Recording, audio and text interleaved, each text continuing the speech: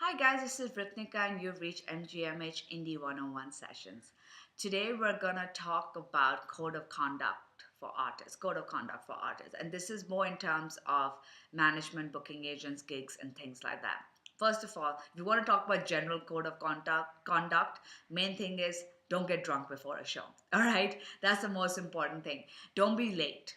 Don't be late and don't get drunk before a show.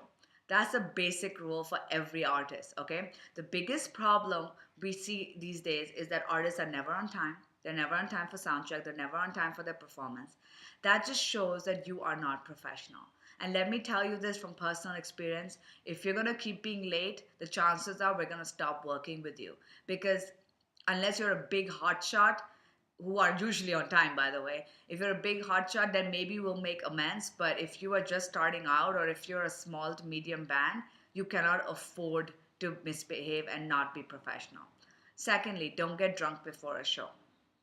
That means if you get free booze or if you have certain vouchers or whatever, don't get drunk and don't get so stoned that you cannot play. All right? Nobody's telling you not to drink. Drink after the show. Drink after you have performed. Some people need one beer while they're playing, need one smoke before. Completely understandable. But don't be like 7 whiskeys down and then barely being able to play. Because that just means you're going to put on a bad show. Remember, even if you're a musician, that gig is your livelihood, right? I mean, I know you can do it because you love it. I know you do it because you're happy. You may do it because, music makes you happy and that's your dream, etc. But the idea is to perform as if that is your livelihood. And for most people, that gig is their livelihood. Maybe it isn't for you, but it might be for the sound engineer or the promoter or for the other band members. So you've got to do a very good job on your show. You got to be professional. You got to be tight. You got to perform like you mean it. Thirdly, most importantly, which is why I wanted to do this video, was all about. I think you can hear the train. Was all about conduct when you get a gig from somebody. Okay, this is a big deal in India. I don't know if it happens much abroad. It probably does as well because people are the same. But in India, you go work with a venue or you go work with a company, a promoter or whoever. Say I do artist bookings and I do non-exclusive artist bookings, which means I work with all bands and I give the client whoever they want, whether it's I don't know, Vishal Dadlani or whoever, to a singer-songwriter. It doesn't matter because for me, I work with all, non-exclusively. So I get a call saying, hey, I have an event. Okay, this could be from an event company, this could be from a client directly, or whoever.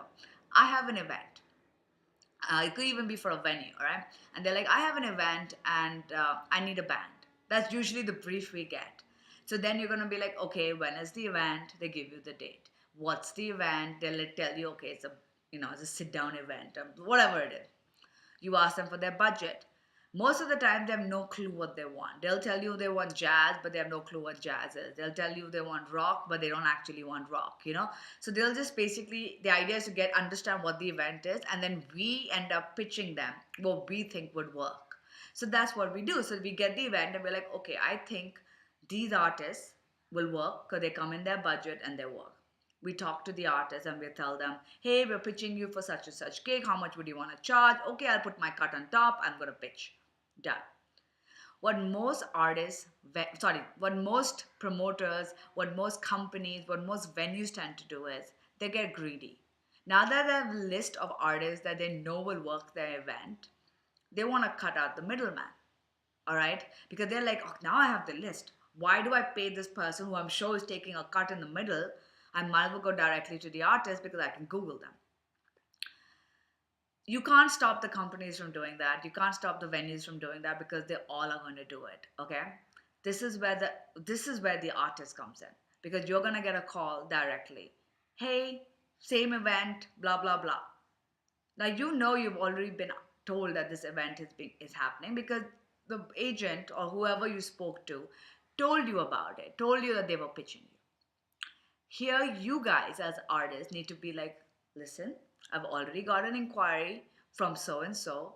I'm not going to tell you how much I charge because I've already told them, because they're going to put their cut on top as well. I mean, that's a business, right? So don't mention fee. and just be like, please talk to them, they will do the deal. And then you message that person and tell them that they called you directly so they can talk to them. This is the professional way of acting, and this is the professional way of being in this business. And most artists do that, but a lot of them don't. All right. The issue with this is, and you're like, what's the big deal if I go for directly? Obviously, that person doesn't want to work with that agent. I don't want to lose out this gig. These are some of the fears that come up, right? I don't want to lose out on this gig. That's just one gig. Okay, if you lose out on one gig with that one client, yes, you lose out, but as one gig.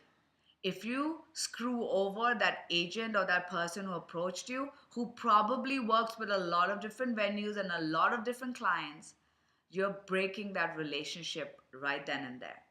If some artist went directly for an event that I pitched and didn't even bother to talk to me about it or anything, I will never pitch them again, because then I don't trust them. That relationship is broken. So think about it. You guys, everybody, especially today's generation, I don't mean to be mean, but it's all about instant gratification. And yes, instant gratification is screw that one over, screw that one over. I'm going to get it now. I'm going to get my thing now. And yeah, you might be successful that way. But in the long run, this industry is so tiny. You need to work with each other. You need to stick with it. I have always taken the artist side over a venue. And maybe that's been a wrong thing. I don't know. All right. Some people don't do that. For me, I feel the artist is the underdog.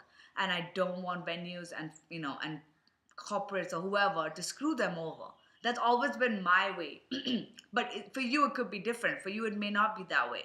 But it is very important for you to ask yourself, in the long run, does it matter if I now work with one artist, or does it matter that I screw over a relationship that can get me a lot more shows? So this is the biggest thing I would advise you. Don't ever, whoever approaches you first, that should be the rule. Whoever approaches you first, if it's the client that approached you first, then obviously go with the client, right? Whoever approaches you first, go with that person. That's it. Okay, that way it'll show that you are professional. All right, guys, take care. Bye.